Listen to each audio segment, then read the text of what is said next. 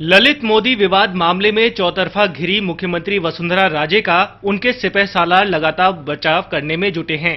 भाजपा प्रदेश अध्यक्ष अशोक परनामी और संसदीय कार्य मंत्री राजेंद्र राठौड़ ने एक बार फिर पार्टी मुख्यालय में संयुक्त प्रेस कॉन्फ्रेंस कर अपनी नेता का बचाव किया।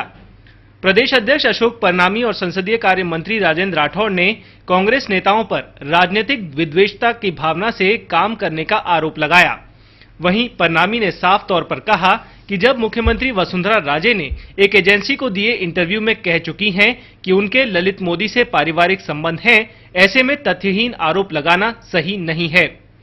परनामी ने ललित मोदी से जुड़े दस्तावेजों में राजे के हस्ताक्षर होने की बात स्वीकार करते हुए कहा कि न तो इस दस्तावेज को भारत या यूके की अदालत में पेश किया गया है।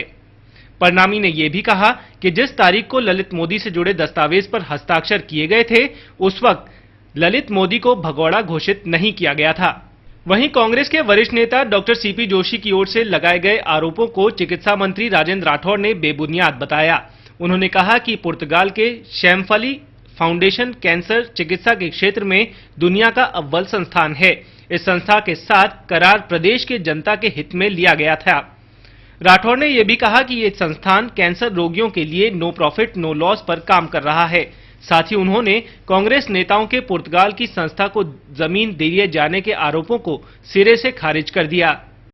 जैसा कि मीडिया ने स्वीकार किया है, माननीय मुख्यमंत्री अंततः ना तो कभी यूके के किसी में कभी भी उपस्थित हुई, ना ही किसी न्यायालय के समक्ष बयान दिया और ना ही इससे संबंधित कोई शपथ पत्र प्रस्तुत किया।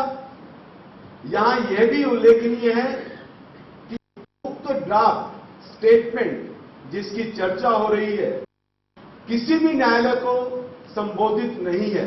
किसी कैंसर इंस्टीट्यूट के साथ अगर एमओयू किया तो एक करना पड़ा तो भी करेंगे। और मैं समझता हूं अगर स्लोन केटरिंग जो अमेरिका का है, जिसमें सोनिया जी भी हमने तो वहां की तकनीक को भी देखा था। इसलिए ये सब बातें कल्पित बातें हैं। कांग्रेस पार्टी और वहां उनके जिनको कोई और मुद्दा नहीं मिलता, बिना आधार के बिना तथ्यों के इस प्रकार के अनल करना अच्छा रहता, वो अपने कार्यकाल में हुए को देखते। पत्रिका टीवी के लिए जितेंद्र प्रधान की रिपोर्ट।